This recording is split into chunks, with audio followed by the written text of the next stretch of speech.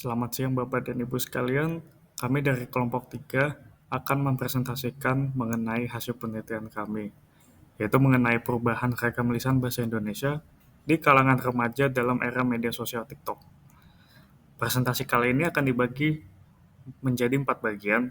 Yang pertama ada pendahuluan, lalu metode penelitian, hasil dan pembahasan, dan diakhiri dengan kesimpulan dari penelitian. Oke, kalau begitu, mari kita mulai presentasi kali ini dimulai dengan bagian pendahuluan.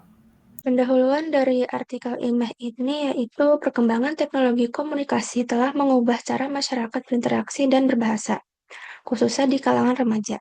TikTok sebagai platform media sosial berbasis video pendek menjadi wadah ekspresi diri bagi remaja melalui penggunaan ragam lisan yang unik dan dinamis, cenderung informal dan kreatif.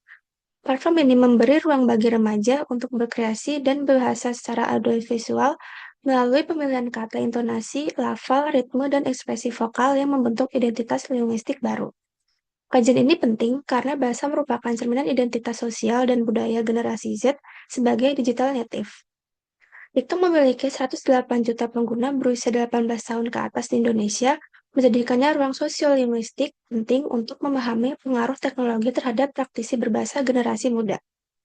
Penelitian ini menjawab bagaimana bentuk perubahan ragam lisan bahasa Indonesia remaja di TikTok, atau faktor apa saja yang mendorongnya, bagaimana implikasi terhadap perkembangan bahasa Indonesia.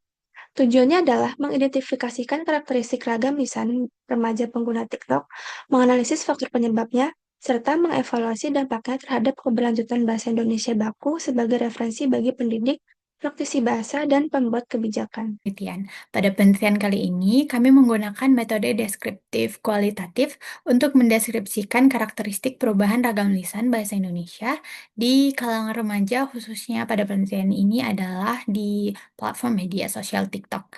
Oleh karena itu, populasi penelitian ini adalah remaja pengguna aktif TikTok. Selanjutnya, sampel penelitian ditentukan dengan teknik purpose sampling, yaitu dengan menentukan beberapa akun atau konten TikTok yang menampilkan ragam lisan bahasa Indonesia. Selanjutnya adalah teknik pengumpulan data. Teknik pengumpulan data dilakukan dengan observasi dan dokumentasi, yaitu dengan mencari serta mencatat tuturan dalam video TikTok yang relevan dengan topik penelitian. Selain dari itu, ada beberapa tahapan atau prosedur yang kami lakukan pada penelitian ini. Yaitu yang pertama adalah menentukan kriteria dari akun atau video TikTok yang akan dijadikan sumber data. Setelah menentukan kriteria, yang selanjutnya adalah dilakukan pencatatan tuturan lisan dari video yang sudah dipilih sebelumnya. Selanjutnya adalah dari pencatatan sebelumnya dilakukan identifikasi perubahan ragam lisan bahasa yang muncul. Selanjutnya adalah menganalisis hasil temuan dari penelitian ini. Kita lanjut ke bagian hasil dan pembahasan. Di sini kami telah memilih 3 akun TikTok dan dari tiap akun tersebut kami memilih 2 postingan dengan komentar terbanyak. Dari sini kita bisa lihat ini ada beberapa sampel yang kami temukan. Ini tidak semua sampel, tapi ini bisa mewakili dari hasil analisis yang kami temukan. Di sini kita bisa lihat ada beberapa karakteristik yang kami temukan dari hasil penelitian kami. Yang pertama adalah mayoritas komentar di TikTok itu, terutama pada kalangan remaja, itu sangat ekspresif dan sering menggunakan bahasa gaul ya.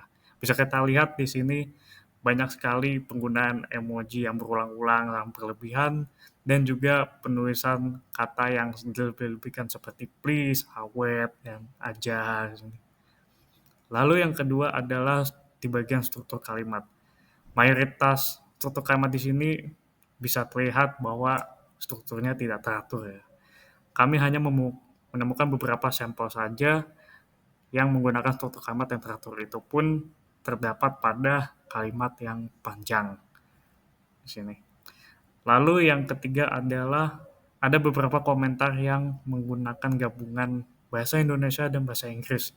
Seperti di sini ada kangen bau sepatu bata please dan that semuanya aja dan ini mah double kill. Ya, tapi dari karakteristik ini kita juga bisa mengetahui bahwa memang mayoritas kalangan remaja di TikTok ini tidak hanya menggunakan komentar untuk berkomunikasi, tapi juga mengekspresikan diri mereka. Kita lanjutkan dengan hasil ringkasan dari analisis beberapa komentar dan tuturan yang kami amati di kolom komentar dan juga di video TikTok oleh postingan akun tersebut secara langsung. Ada 3 jenis ragam lisan yang paling sering muncul, seperti yang terlihat pada tabel. Yang pertama itu ada campur kode. Contohnya seperti guys, ini tuh literally lucu banget. Di sini terlihat perpaduan bahasa Indonesia dan juga bahasa Inggris. Gaya seperti ini menunjukkan kesan modern dan juga ekspresif, khas anak muda yang terbiasa dengan pengaruh budaya global. Kemudian juga yang kedua yaitu singkatan. Seperti yang terlihat pada tabel, seperti kata banget, please, dan juga ini. Penyingkatan ini digunakan supaya penulisnya lebih cepat dan terasa lebih emosional.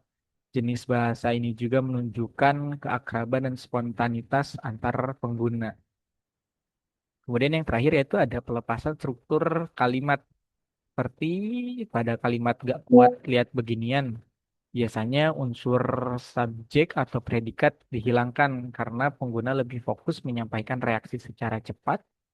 Kemudian juga ini menyesuaikan dengan karakter komunikasi digital yang serba cepat di TikTok. Oke, secara keseluruhan, ketiga bentuk ini memperlihatkan bahwa bahasa di TikTok lebih menekankan kepada ekspresi dan juga kecepatan, bukan pada aturan tata bahasa formal. Dan ini juga menunjukkan bahwa komunikasi di TikTok menyesuaikan diri dengan format video pendek dan kebutuhan untuk menarik perhatian audiens dalam waktu yang singkat. Oke, kemudian kita lanjut kepada kesimpulan. Kesimpulan, berdasarkan hasil penelitian yang telah dilakukan, dapat disimpulkan bahwa ragam lisan bahasa Indonesia yang digunakan oleh remaja di TikTok mengalami perubahan yang cukup signifikan. Perubahan ini dipengaruhi oleh berbagai faktor, antara lain media digital, tren budaya, serta kebutuhan remaja dalam mengekspresikan diri. Bahasa yang digunakan dalam tuturan di TikTok cenderung bersifat informal, efisien, dan ekspresif. Ciri khasnya terlihat dari penggunaan singkatan, campur kode antara bahasa Indonesia dan bahasa Inggris, serta struktur kalimat yang lebih longgar. Fenomena ini menunjukkan bahwa remaja tidak hanya memanfaatkan bahasa sebagai alat komunikasi, tetapi juga sebagai sarana untuk membentuk identitas dan solidaritas sosial di ruang digital. Perubahan tersebut memiliki implikasi terhadap perkembangan bahasa Indonesia baku, khususnya dalam konteks pendidikan dan pembinaan bahasa di era media sosial. Namun, penelitian ini masih memiliki keterbatasan, terutama pada jumlah sampel yang terbatas dan fokus observasi yang hanya mencakup beberapa akun TikTok populer. Oleh karena itu, penelitian lanjutan disarankan untuk melibatkan lebih banyak data dari berbagai kategori konten, serta memperhatikan aspek prosodi seperti intonasi dan ritme tuturan. Hasil penelitian ini diharapkan dapat menjadi dasar bagi para pendidik dan pembuat kebijakan dalam merancang strategi literasi bahasa yang adaptif terhadap dinamika komunikasi digital remaja masa kini. Ini untuk daftar pustaka. Dan terima kasih. Demikian presentasi dari kami, kelompok 3. Terima kasih atas perhatian dan waktunya. Kami mohon maaf apabila terdapat kekurangan dalam penyampaian. Terima kasih.